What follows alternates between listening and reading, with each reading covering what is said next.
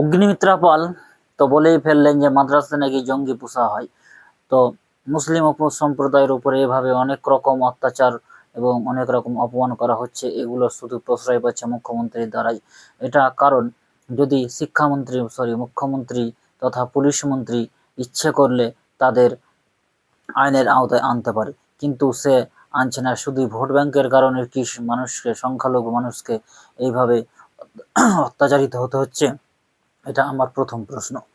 কখনো আপনারা দেখবেন যে মসজিদকে নিয়ে ছলনা করছে, কখনো আপনার ঈদের সময় রাস্তায় নাকি নামাজ পড়ার সময়। আমি একটা কথা বলি, ঈদের নামাজ হয়তো বছরে এক দিন বা দুদিন, তার কিন্তু ঊর্ধ্বে নয়, আর সেটা কিন্তু মাত্র আধ ঘন্টা, 30 মিনিটেরও কম হয়, এটা আমরা যতটুকু জানি।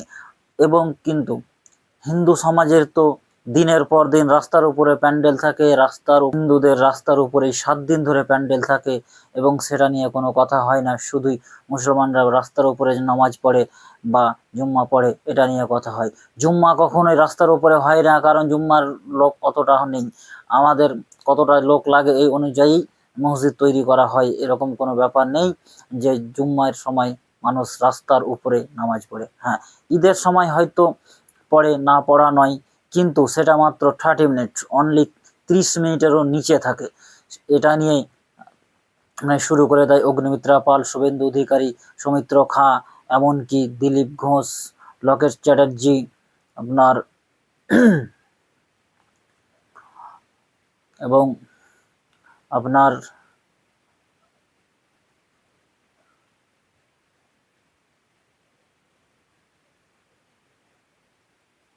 রাস্তার উপরে নাকি নামাজ পড়া হয়।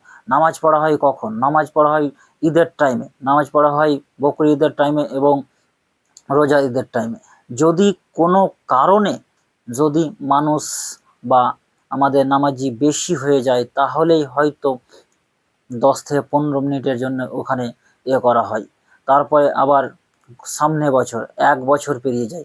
কিন্তু আপনাদের দিকে দেখেন তো, আপনার দিকে আঙ্গুল তুলে দেখেন তো, একবারও বলে দেখেন যে একবারও কোনো মুসলিম বলেছে যে না 7 দিন ধরে, যেটা দুর্গা পুজো বলেন, আপনার কালী পূজা বলেন, আপনার আর কিছু পুজো বলেন, সেখানে রাস্তা অবরোধ করে যে কাজ করা হয়, এটা নিয়ে কখনো কোনো মুসলিম তো কোনো কথা বলেনি। কিন্তু আপনারা তো একের পর এক মনে যা আসছে তাই করে চলেছেন, শুধু সরকারের